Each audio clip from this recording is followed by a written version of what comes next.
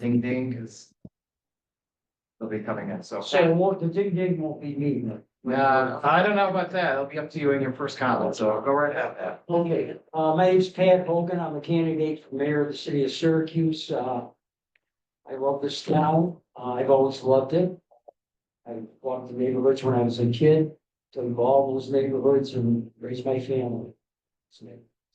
I like the people of Syracuse, and their wit, their candor, and their resilience.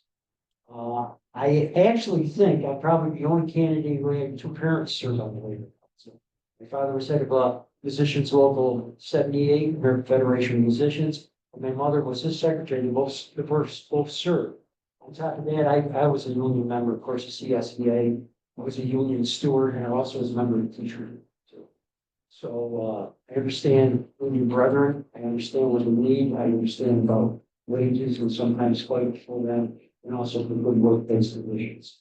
In 7-term city councilor, was elected president pro tem by my colleagues on the council. I'm the chair of the Greater Syracuse Labor. I'm the chair of the Onondaga County Industrial Development Authority, which is an authority on the people. So I look forward to it. An open, honest debate. I've been involved in city government a long time. I was deputy commissioner of the city parks department for a time, so I worked in person since. Online, are there any questions to open up?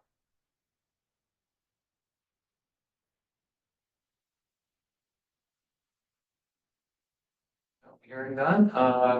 What's the How's your budget meeting? There we go. Well, that's just procedurally the way it works is the mayor proposes a budget to us.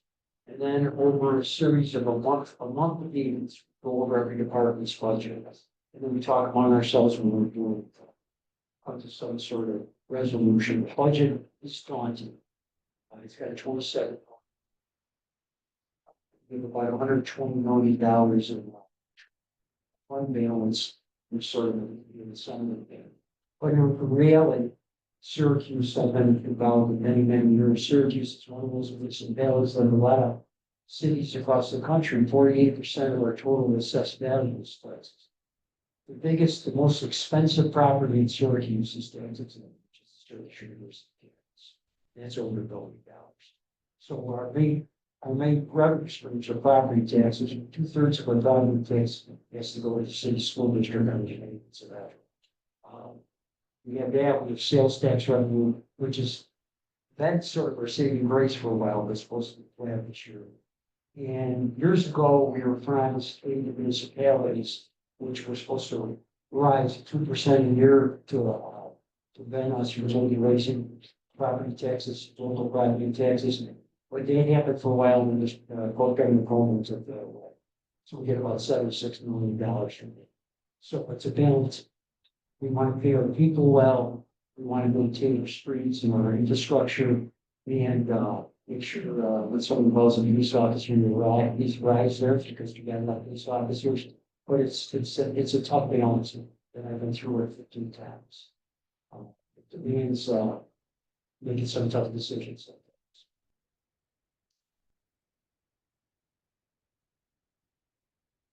Other questions? Talking about paying your people well.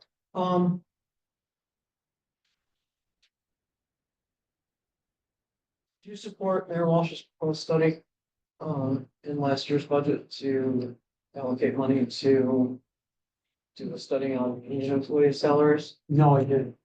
Okay. Now, let me. Yeah, no, I expect you to explain. No, I mean, I support the idea, but I didn't think we were supposed to have to spend $300,000. What I proposed is that, especially for our union, right, especially when the guys are working in parks and DPW and all that, I just said, why don't we just get a group together, call around and find out what the comparable wages around the state were. I didn't think we'd have to go through and hire people, an outside source. I mean, certainly if we would, certainly I thought, we could come to some sort of conclusion, resolution to that. I didn't think we needed a big study. Did that happen? No, nothing. This is, we'll give suggestions to the administration, Right. and it's up to them to take those, they take it, a lot of times they want to lay something on us. Right. But, obviously, we can support it, supporting of every union contract. The police, the fire, everybody else, as far as that. The local 400, that's a different story. We certainly would Steve on and those people that come to some sort of resolution of their problems as far as their salaries go. Do you know how much it costs? And you may or may not know this off the top of your head. I know there was a study done for management confidential employees. Right. Do you know how much that costs? It was a couple $100,000. That was proposed to us by the church. To tell the truth, I thought it was fair. I thought it was fair because a lot of times those jobs, it's very difficult for price tag because they're so inflexible. In fact, they're so flexible, sometimes people may sit in titles as far as civil service goes and what they actually mean. This is a curiosity question. I know when we did contract negotiations for CSA statewide, management confidential, historically, we get whatever percentage raise the unionized employees. So we were to yours. They do that in the city. Yes. So the percentage raises Right. versus what their salary is. Right. Okay. That's been a tradition. Okay. Long ago. I started at the city parks department as a recreation leader. Was part of this, and then as I progressed up, shooting came I had a curious rise to the top of 34 years.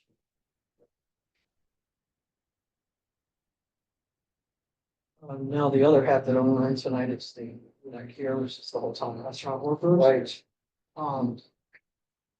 When people get money, public funds to build, whether it's a hotel or hospital, doesn't matter what it is. The employer is required by law to stay neutral when it comes to workers.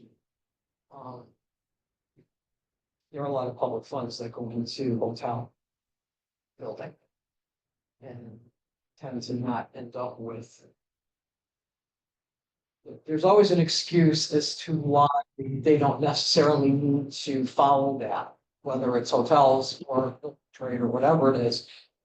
They subcontracted or they did this or they did that. So now, the public and gotten out of it. Or what was the one? It was a parking lot as opposed to hotel itself. Public money paid for, so you don't have to unionize the parking lot because it's there. Is there a way that you would see as mayor that you could ensure that that process is followed? Sometimes, a lot of times that's followed in a lot of union negotiations. I mean, I've been a member of the site. Also was a member of the Joint School Construction Board. Joint School Construction Board, he had a real battle about the PLA for that project labor agreement. We ended up doing it. We ended up doing it. Same thing with the airport garage. When I was on the council, first night, fought for the airport garage, and it was a PLA. I can see something like that if a hotel requested like benefits from an out that they have to negotiate fairly. I mean, I'm surprised that isn't on the quarter fund. Or isn't. Well, no, but I mean, like, you're on OSIDA. Have you ever negotiated at any of your deals? No, because I don't think we've ever been asked. I mean, that's never even come up. Usually, I mean, with the trades, I know, a lot of times they would come to us and ask for a survey, to see how much it would cost. But it was always the same how. They would do it and they would judge how much it would cost. How much union would benefit. There's really that's what's I mean, a labor peace agreement is kind of a similar thing. It's on the service side. And I think that what's difficult is that, whenever there's anything going on, construction wise or whatever, all the negotiations seem to stop at the end of construction. And it should continue on to the employees that are coming into that project. Well, you could always reach out to them. It's something that's. What was the How long have you been with, you're not with United anymore, right? I am with CSEA. There was, the guy who was originally head of, what's his name was Tom. He was the head of the hotel restaurant. Well, it's Emery Talercio has been the president for as long as I can remember. Oh, God. Yeah, we know you're talking about. Okay. Yes, he was a great guy. Yep. Was good friends with my dad. Yep. He's still around. Yeah, actually. Because like a lot of times the union musicians were the only they were the only union members a lot of times some of the hotels. Mhm. In fact, my father got declared by the WSYR radio by the Curly Gang. There's a lot of stations in there.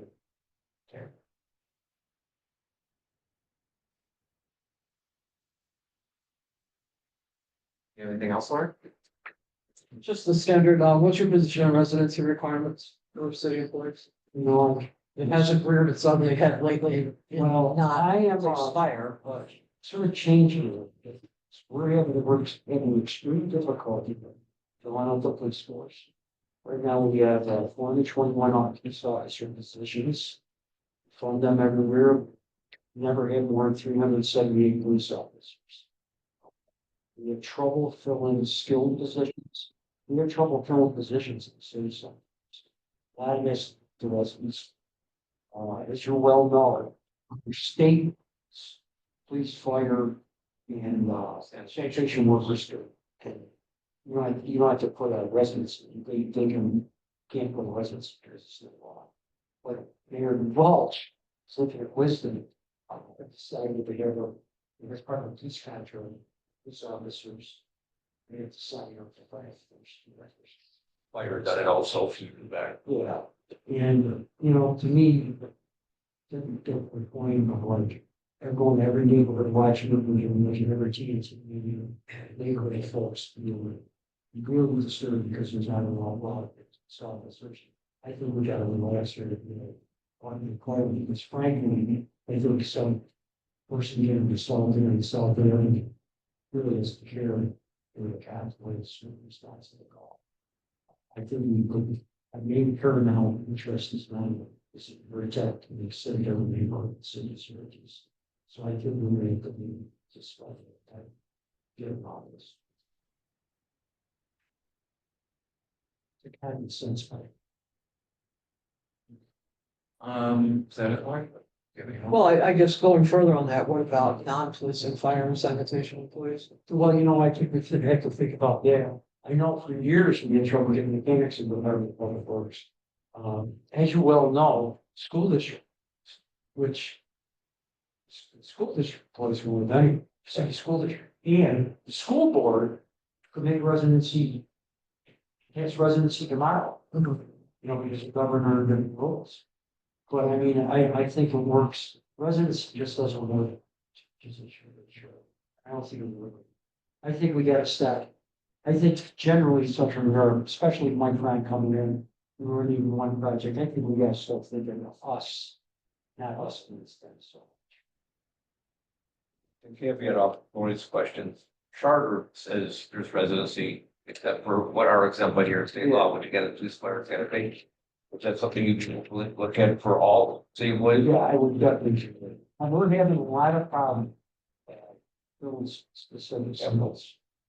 That's it. But I mean, I think I would have a caveat if it was, somebody who lived as a city resident in your first home. Yeah. But if we can't find people, but we are having trouble engineering there.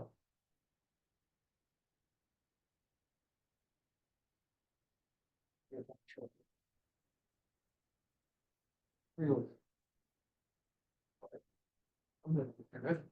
Not good. Online, anybody got questions? Go ahead, Yeah, Nicole. I do, if that's all right. Sure. Yeah, Nicole, introduce yourself too. We've gone a little late. Hi, Nicole Capsella, president of the Syracuse Teachers Association. I used to be a Um, member of your union. I'm sorry? I said I was a member of your union. Oh, wonderful. When was that? I did 3 years and from early 2000s with the city school district. Oh, Was that wow, nice. support thing and all that, yeah. So my question, I just was wondering, on your questionnaire, you put in here that you would like to see, in order to help address poverty, that education, specifically community school.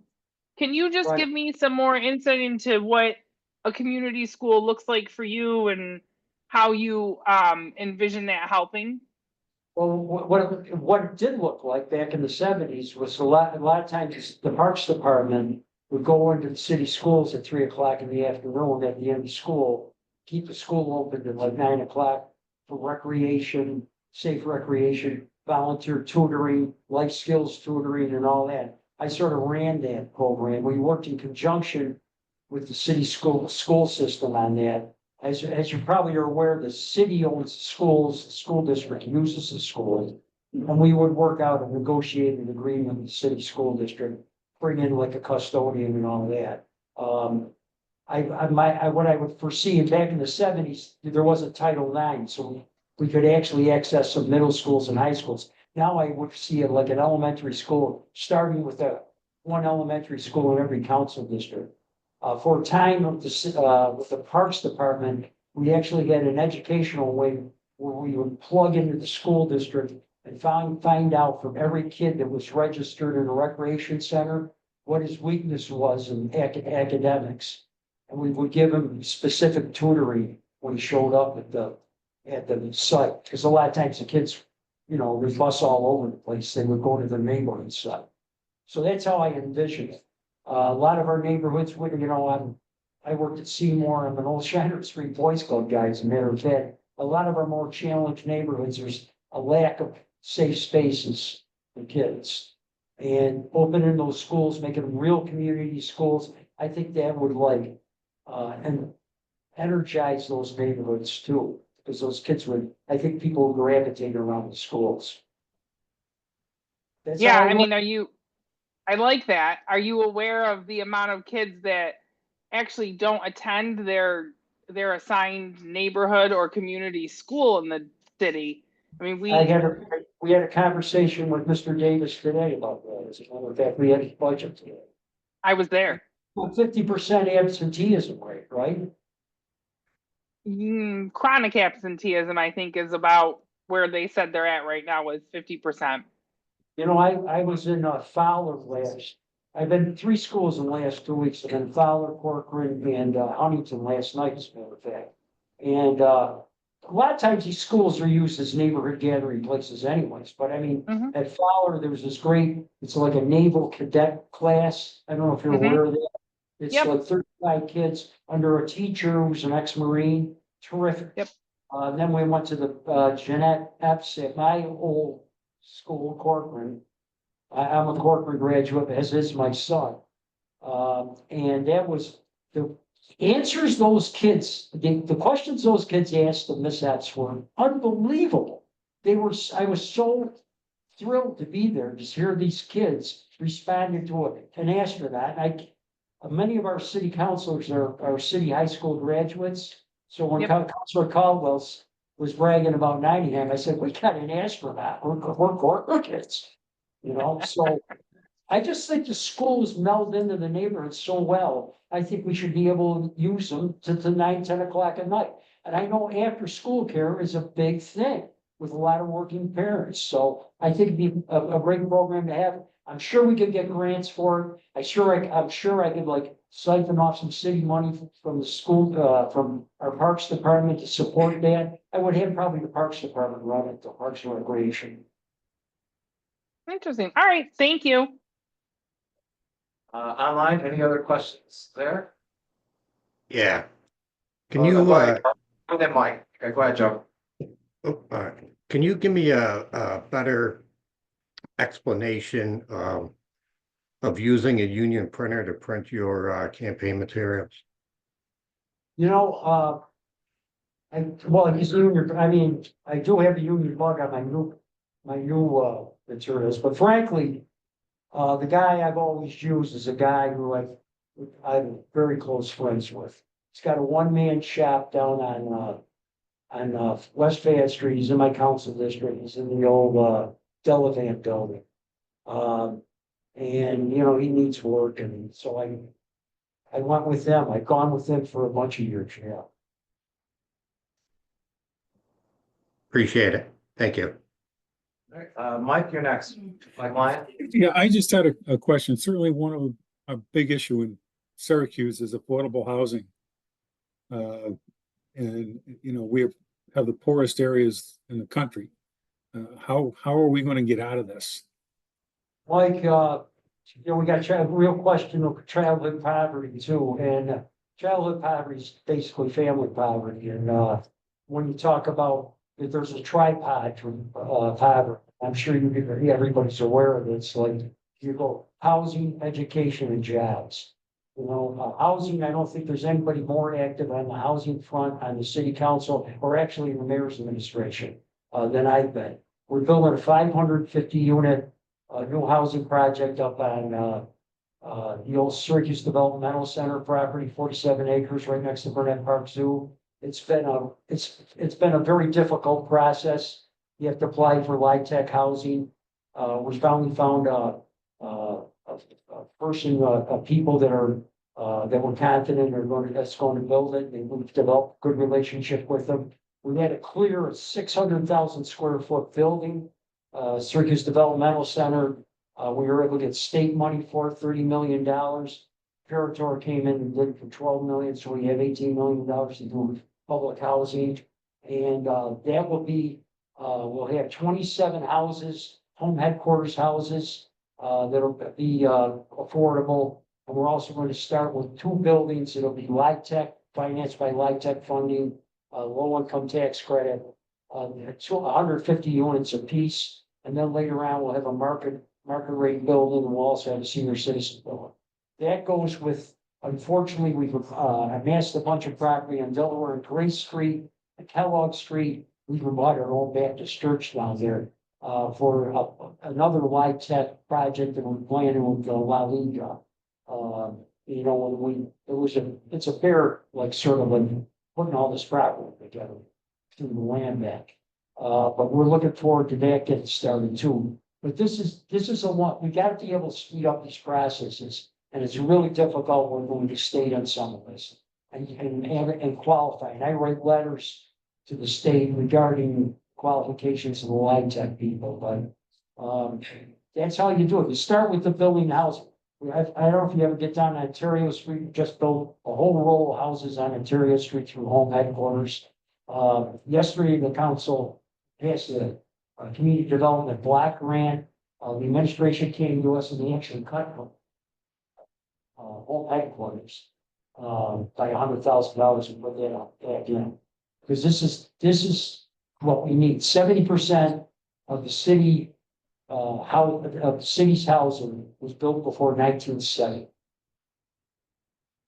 And we figure we got $50 billion worth of deferred maintenance on the housing we got. It's so critical. So when we build housing like the Penfield building that was involved in that on Wolf Street too. We really push for that. And that's got people also incorporating people with special needs in that house. Yeah, I'm excited what we can do. We're also looking for one other LIHTC building, probably in the inner harbor, senior citizen.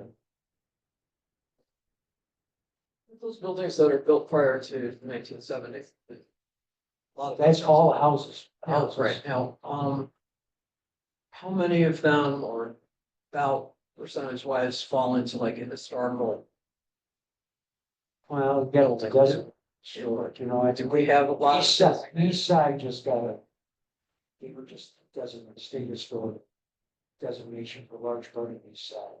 Ground, so just to the, I'll get this right, just to the south of campus.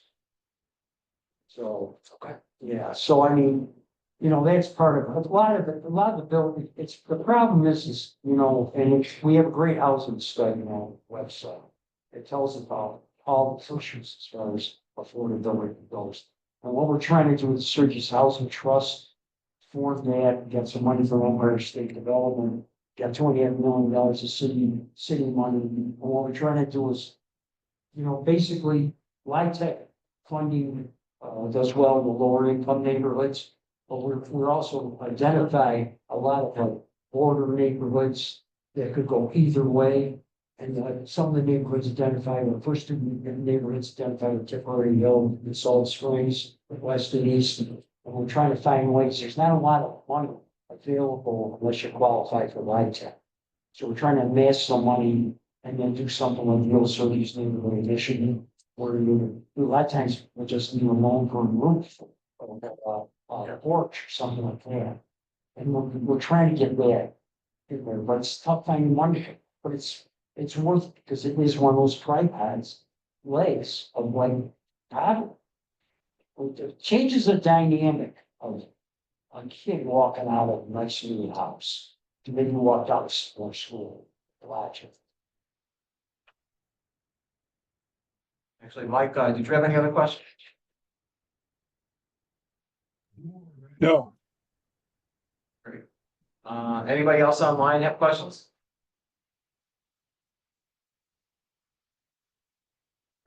Hearing none, actually, I got a couple questions for that. So the first thing, this is kind of, you and I met all those years ago, was about the living wage ordinance. And I'm sure you So I saw, support her. yes, back then, yes, that's right. So, and, you know, I can tell everybody, it wasn't around over 20 years ago what that was about. But, specifically, yes, yeah, specifically though, the report came out from the auditor about how it has been implemented. So how would you implement that ordinance, this man? I'd have to look into it. I would have to look into it. Now, what, you mean our current auditor? Yeah, he did a report. He put it out to the council. So basically what it said What's all was, the stuff we're going through the budget, so I have probably got this report. yeah, so what the report basically says is, and it goes back to the Driscoll administration, that it's never truly been fully implemented. You know, Driscoll, they had to sue him in order to actually implement it in the first place. Then throughout the Minor administration, throughout the Walsh administration, it hasn't really worked, the way it was intended to, basically focusing on procurement. The auditor actually went after, contractors to say, hey, are you complying with the law? And didn't even get a response from like multiple contractors. So, That would be a promise. I mean, I remember a lot of times you pass legislation and it's up to the administration. Obviously, and sometimes people don't even realize that there's that schism between legislation and measure. They tell us, I remember, for instance, when we did the NWB stuff, the Joint School Construction Board. Contractors didn't even know they could use their back office staff qualified for the NWB contracts. So something like this, yeah, it's part of it. But I think we would have a way of talking. I would have some of my administration talking to contractors, say, you got to do this. Otherwise, you're not going to get a city panel. and then, my last question to you is, and look, I know you're not a supporter of good cause, legislation. We do, as a council, we take a position on it. However, my question to you would be, what regulations would you support to, basically protect tenants? If not good cause, what? Well, I think right now, there's retaliatory evictions already against the law. I think I'd have to study about existing laws. The existing laws for protect tenants is pretty good. Everything I know as far as information, what comes out of housing court, is that a lot of times the tenants are fairly well protected, especially in some of the instances of the good cause. Questions I have about good cause result around my personal knowledge of a lot of small time landowners that own property. I'm working class neighborhoods. A lot of times, folks who live on a street like Willis Avenue, they'll buy a couple houses next to them. They're just for the family, just so they want to see the neighborhood people like it is. And good cause started with 10 units, but everybody's enacted, it's went down to 1 unit. And I don't want to put any kind of extra burden on when we decided to invest on the street. I mean, specifically an LLC, pieces. Well, I mean, these are not, I know a lot. I know you're speaking, you're speaking about just individual, like you said, like you're saying, a family member buys it, Yeah. or family member or what have you, so, I do get that, so. I think there's got to be a way to protect tenants, and also there's got to be road. We are in desperate need of housing, that's Michael, and government is, and anything that's an impediment of private people coming in and buying houses in the city, for buying investment, you know, 2 or 3 family houses in the city. You gotta, we gotta have legal language. Because the thing is, sometimes people say, you know, another layer of regulations, heck with that, I'm gonna buy a house in Marcellus instead of buying. It's common sense. Any other questions here? I'm just curious about the Citizens for Accountability line. Is that like, That's a good name, isn't it? I guess. I mean, you know, what's funny, it's like, it's people want accountable government. Like right here, when we're talking about, how many times you see mayors come? I'll talk about government till my cows come. No, I'm just curious, is this something you started or is this? Yeah, I came up with the idea, so, Okay. or did you, Jordan? I can't remember. Wasn't me. Wasn't it, it was a title? I mean, accountability is a big thing in my campaign. It's like you're accountable for your actions. People want accountable. Yeah, I was just curious. Right, or the conspiracy person or what? What do you, come on, what do you? I just had Come heard on. of it before and I didn't know if it was actually existing or if you made it. No, I thought that I was my idea. Okay. You don't want your signatures on it. Doing our signature. Doing great. Great. Anybody online have any last questions? Anybody here? Pat, any last words for us? No, I just hope you get support. I've always been a supporter of labor, and I'm actually, you know, a union member. My parents were on the Labor Council, and now I'm actually reading a look about what will man who stopped the subways. He was United Transportation. And it's just amazing. I know a lot about labor history. I've always admired this one, so, and of course, Robert Wagner and Al Smith started the National Human Relations Board. Because before that, union negotiations. Didn't happen, right? You know, so that's all I got. All right, after this, after being in the city hall, it's gonna play a job. The bar was kind of low here, wasn't it? Good to see you. It's nice meeting you. Nice meeting you, street people.